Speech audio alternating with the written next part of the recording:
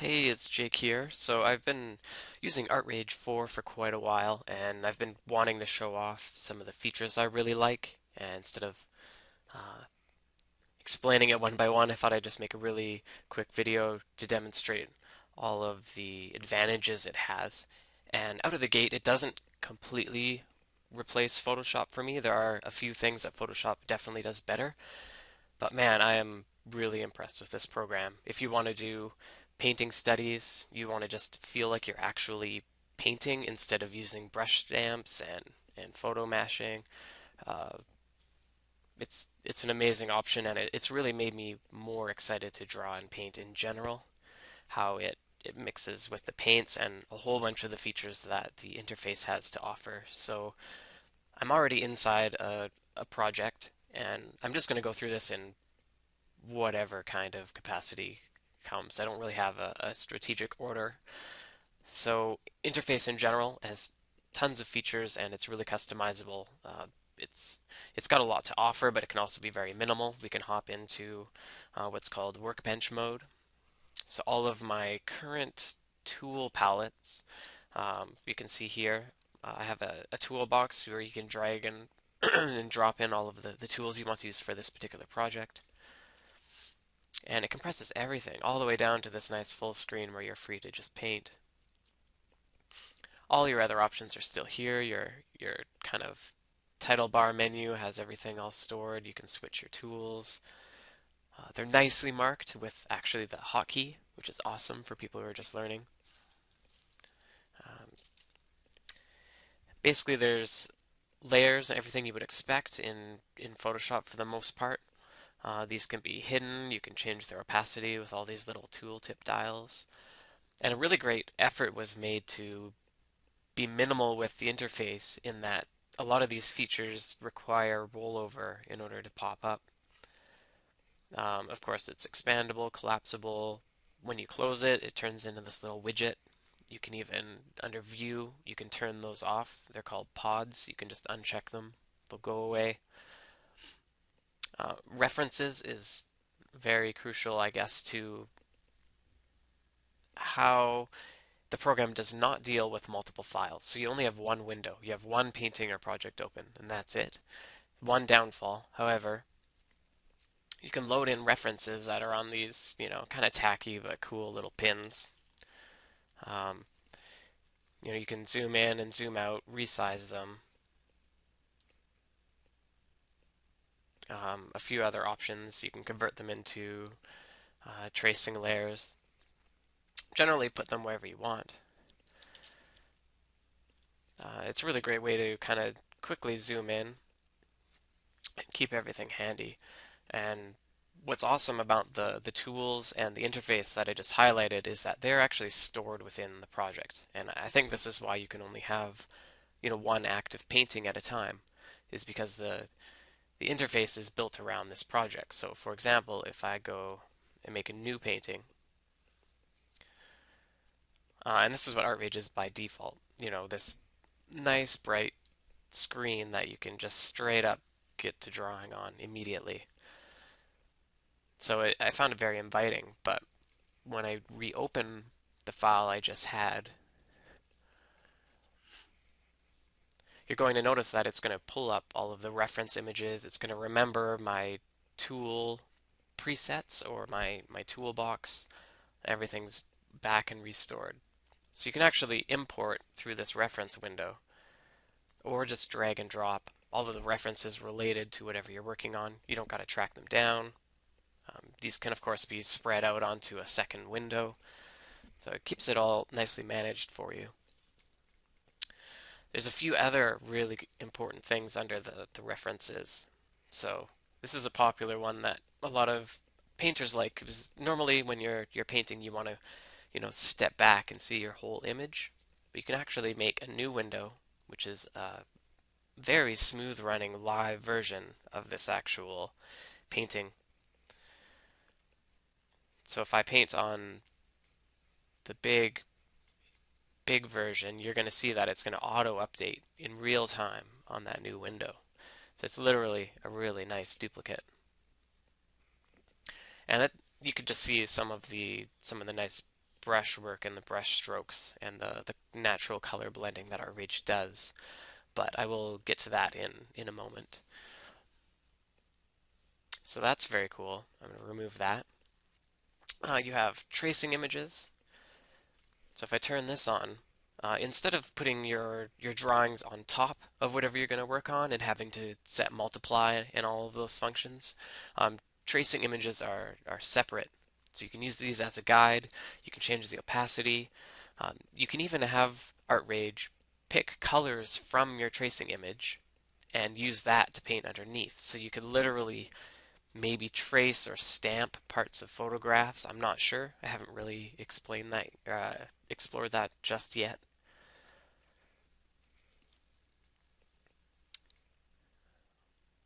Oh, what's next? There's tons of things. There's a variety of ways to work with color too. There's samples. You know, you can have little swatches. We can actually tear off our color picker and we can snap it back on. And I even have a color picker that I like even better. So if you've worked in Photoshop and you've used the RGB sliders, you can actually do that here, add the RGB values, but you'll notice on the top you have some nice sliders for saturation, and also I'm a big fan of the luminance, so you can change the relative brightness or darkness of the color without really getting into your saturation or your hue at all. So if you just want a slightly darker version of that exact hue, you just drag this down and it should stay the same. Saturation, same. So it's very good for making, minor adjustments to the colors as you go. You can even watch it interact live down on the bottom right widget. And it's really nice layout for how the saturation and the value or the tinting is laid out. So that white is on the right, black is on the bottom, and saturation is controlled in the middle. So you can work messy like this, and if your interface kind of is cluttering you and getting in the way, and you paint underneath it, it'll just disappear. And this is a really cool feature, so that you never have to stop your painting because a bit of your reference got in the way. If you get close enough to it, it will just disappear before it gets to be a problem. And this is, of course, switched up with pretty much any other system of layout that you can probably think of as far as arranging your values and your strokes. There's another reference called a tear sheet. This one basically allows you to make, a physical little palette. You can blend the colors how you would like, leave them separate as little swatches you can color pick from later.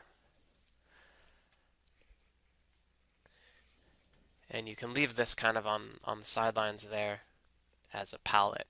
Or maybe just an area to test your brush so you don't have to constantly undo. You can just test your brush up here, see if it's doing what you like. Alright, and we've also got a handy undo feature built into that as well. So I'm going to close this for now, get rid of this guy. Now onto some of the painting features. So for that, I'm going to make a new basic painting, window size, and look at the tools.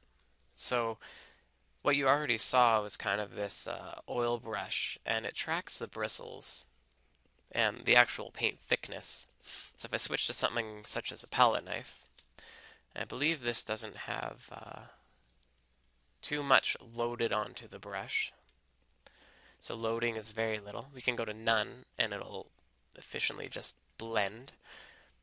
So if I scrub over an area that actually has paint thickness on it, you can see it actually push paint out. Or if I go over an area that's kind of scrub dry, you can see some little tiny artifacts come out once in a while as I scrub the paint. And if I zoom in, this is over 100%, so it's going to look kind of grainy, but you can see the canvas actually showing through. So if I right click, I can go to my canvas settings. This is the grain. I can make the grain larger. And this is going to be on your painting no matter what you do. You can always remove the grain completely if you don't want it. But in the collection of grains, you've got canvas, you've got like coarse, you've got paper. You can even load in a photo and use that in black and white values as your grain. So people that are worried about having texture in their work, this might be a very good option because it'll happen automatically from the canvas and from the paint strokes. And the canvas lighting. Now this is what gives those brush strokes that texture. And this is one of the secrets to making paint look natural in this program. So you can see how much that adds. It's like the actual grit of the canvas and the bristles are stored within this fake canvas lighting. So generally you want to leave this on unless you want a really, really smooth look. And of course, depending on how realistic you are, you might be able to get softer feels without it. I'm going to go ahead and quickly switch this paper out just so we can see a different effect. Coarse canvas. Turn the roughness down. And you can see that it's affected everything because it's not on a layer. It's actually a canvas project setting. So if you want to have something new, you just have to switch out the bottom layer. There are ways, I think, to get around having the paint on top have a different feel than what's underneath. You can even affect the kind of bump blend modes of different layers. So if I had a bunch of paint strokes going this way, on a new layer, you can see how these are kind of like clashing with each other. They're kind of mixing a specific way. Under here, I can change the bump blend mode to replace, and that's going to make this paint appear like it's on top of the dried paint underneath. So you can do some things like this to work around the different types of texture. Other tools, we've got paint roller, which is just really good for just laying down a quick even layer of paint. You know, it's very, very fast and fluid, as you can see. It's not lagging or slowing down. This can be changed so it will actually modify colors underneath or not. Ink pen, which is very cool. I might as well just pop open these panels, presets and settings. Presets, of course, are some kind of packaged brushes that are within that heading of the ink pen. And settings is where you tweak everything. So smoothing is really cool if you want tight ink work without having to stress over it. Zero smoothing. So we turn that on. And everything kind of gets refined afterwards, after the fact, It'll kind of smooth out all of those lines to the point where if you want hard edges, you have to make multiple strokes. So that's great if you want to do some really quick and efficient inking. I love the palette knives, the ability to make all of these really abstract textures, scrub right down into the canvas, push the paint and mix it around. It generally takes a fair bit of pressure in order to affect these paint strokes a lot. So if we turn up the pressure, you'll see it'll really push the paint further. And it's just so organic looking, like all of this kind of abstract texture just from basically using my wrist and various degrees of tilt and pressure. So this tool is actually tilting to wherever my wrist angle is and wherever my pen angle is. And then we've got felts that have, a little bit of bleed to them. There's erasers, we've got clone stamp, just like your Photoshop, with a bunch of presets on that as well. It's got everything, really natural looking pencils. You can just squeeze out a whole bunch of paint onto the canvas with the paint tube. Then use your palette knife to like smear that around. You can see just how thick the paint gets.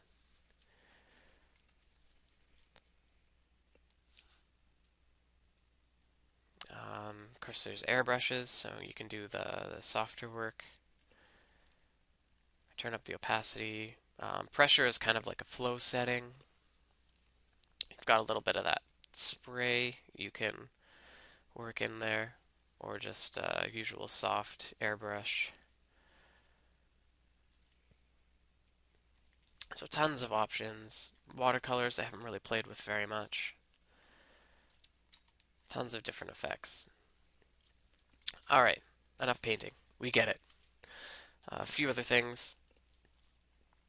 This is kind of for maybe more old school people, but we've got a lot of cool stencils. They're kind of like guides or masks. There's a few really neat ones that they've invented, like the ruler. If you hold down the spacebar, you can drag it around. You can see it's transparent, resizable. When you paint on the ruler, paint doesn't go under the ruler. You can change where the pivot is. So I've used this to make perspective lines. You can rotate this out from your grid line and make perspective. It has a few different modes too. There's also a guide mode where you can see the paint will go half under the ruler. So it's almost like your brush will come along and then it'll stick to the ruler. And even if I have my brush beyond the ruler's bounds, it'll still be sticking to that edge just perfectly. So you get the full brush stroke along that path instead of clipping it. And it also has stencil mode, meaning that we cannot paint inside this ruler, but it does not, a brush does not stick to it. It just provides a really, really clean mask. And these, of course, can be loaded with custom images. Pretty much anything goes. There's, French curves. There's all kinds of different things. There's ellipses with various edges on them. And these are all stored within a stencils window under active. So we can easily just turn those off. Have them for later. You can, leave them lying around. So it's very, very tactile. We can leave these lying around up here and they'll always be there. I'm going to turn that off for now. Alright, a couple more things. This is taking a lot longer than I thought it would. Paint Symmetry is amazing. You can use this for creating symmetrical designs, for maybe thumbnailing little ideas. Full paint symmetry. Right now I'm working on 4 axes, or 2 axes, I guess. But you can see what's really cool is that even though I'm laying on new paint, the colors are being affected by the paint that's mixing from a more unique palette that we had underneath. This is really effective. I could see making patterns very quickly with this as well. Patterns that could later be worked into other designs or drawings. You don't ever have to worry about painting on the background layer, for one awesome thing. If I'm going to delete this old layer, you're never painting straight on the canvas. Like your paint is always on a layer above. Turn your opacities down. All those controls are there without having to, in Photoshop, kind of accidentally paint on the background, accidentally merge layers where you don't want to. It's pretty fast and responsive, but might as well really quickly talk about a couple things it's not good at. Selections, generally slow. So I make a selection. There's generally some extra calculation that's going on. You can hop to transform. Not always the fastest in returning, but it does have a lot of good options. Um, Under the settings, we have uniform, non-uniform, perspective, and twisting. So we have a lot going on, but it's generally a bit slower with selections. So that's definitely one negative. Not being able to handle more than one uh, canvas or more than one project at the same time, kind of a drag. Um, for my use so far, I kind of treat this as an extra tool. It's not a Photoshop replacement, but boy, is it fun to work in. Um, it's very amazing to do paintings in. It's a heck of a lot of fun for blending all of the colors together. Um, Now within the brushes, there's a lot of settings. If you're still watching, kudos to you because there's a lot of features to go through, but a lot of cool ones. Um, so loading is how much brush or how much paint the brush has in it. Will it run out, or do we want it to last a long time without running out? So we have auto clean. We could turn that off, and if I scrub into the purples, or I guess it's kind of like an aqua color, I'm now working with this as a base color instead of that green that I started with. So it's going to remember what paint is actually dirtying that brush and then give you different colors. Rotation, I guess, is the default rotation of the brush tip. Pressure is how hard you are pressing. So if you turn this down, generally you're going to get thinner strokes. This is going to give you something that's easier on the wrist where you don't have to press as hard. It's going to automatically have a high pressure. Thinners, how much it's going to blend with the underlaying paint. How much paint thinner is in your brush. So it's going to have very different mixing capabilities where you don't have many thinners. You can see this more if we just take a new color. It kind of generally lays on top. If we have a lot of thinners, it's going to really, really work into those colors underneath. So it's almost like, are you trying to invigorate paint that's half dried, or are you trying to add new paint right on top? And man, that's getting ugly. Don't use purple on green. It just doesn't look very good, as a side note. Um, I guess there's also stiffness. I'm not quite sure. Yeah, I'm gonna have to experiment with a few more of these things myself. That's of course toggling the square head. There is a round option as well. And these presets work for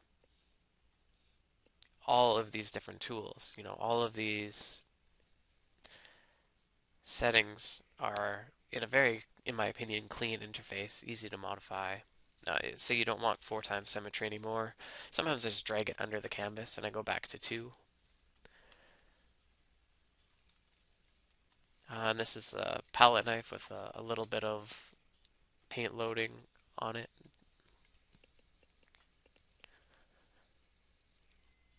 And this angle is changing once again with my wrist. I can unlock the rotation and it's going to drag wherever I go, kind of like how the paint roller reacted earlier. I think that covered just about everything. I've accidentally made a really colorful butterfly.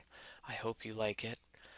If you have any other ArtRage related questions, um, post up a reply or send me a message and I can cover a bit more. Um, there's still several other things potentially covered in here, such as some brushes that behave much like Photoshop. So if I zoom in, you can actually use the sticker spray brush, and ironically enough, pretty much almost all of Photoshop's brush potential is hidden just inside this sticker spray option. So this is where you're going to use this stamp and it's just going to spit it out and repeat it based on your brush strokes. And this is pretty much, you can kind of crudely see how on the base level Photoshop does its painting, and that's all hidden inside spray variation. And you get this crazy chart. This is where you customize how a stamp or an alpha brush tip shape is going to be used. Um, Basically, crazy looking chart. Don't need to go into it, but you turn these little dials to change how random the rotation is. And it still shows the canvas through the bottom. When you go to your palette knife, it has a thin layer of actual paint that can still be, manipulated and pushed around a little bit. But it also shows the canvas through at the same time. You can do a lot with combining all of these techniques, I'm sure. But if you're looking for something that can do painting similar to Photoshop, it can also do that. Um, I can't quit because I just keep thinking of new things to show. We also have just just blending modes in general, just like what you'd want in Photoshop. So I'm gonna grab some darks, put some paint over the top on here, blend mode, overlay, functioning. It's got a whole host of those blending modes in here. Multiply, you name it, all the basic ones. Yeah, any other questions, shoot me a message and I'll let you know what I think about it. But I hope this gets you interested in the program. You can try it out. I mean, it's got a free trial. I'm not a spokesperson. I'm pretty excited about it, and it costs only $50. You know, $50 you can have a professional quality suite to paint in. I've been using it all the time for the Symmetry feature, making line work passes, working with the felt pens has been really fun. And then doing painting studies, it just really makes you think of real painting. I don't have some of the studies immediately handy here, but if I pull open this painting that I was doing, um, sometimes you just get really, really fun organic results, like in this bush down here. You know, almost feels like reminds me of how Bob Ross would paint with, splotching in areas of color and then using a palette knife to kind of scratch in the twigs and the branches that are stemming. Once you've put down some colors, you can continually rework them and blend them into each other. Get really natural um, mark making if that's your thing and you like painting with a lot of care put into the tool and a lot of little accidents that happen with working with a live feeling medium. So give it a shot and let me know how it works out for you. All right, thanks. See you later.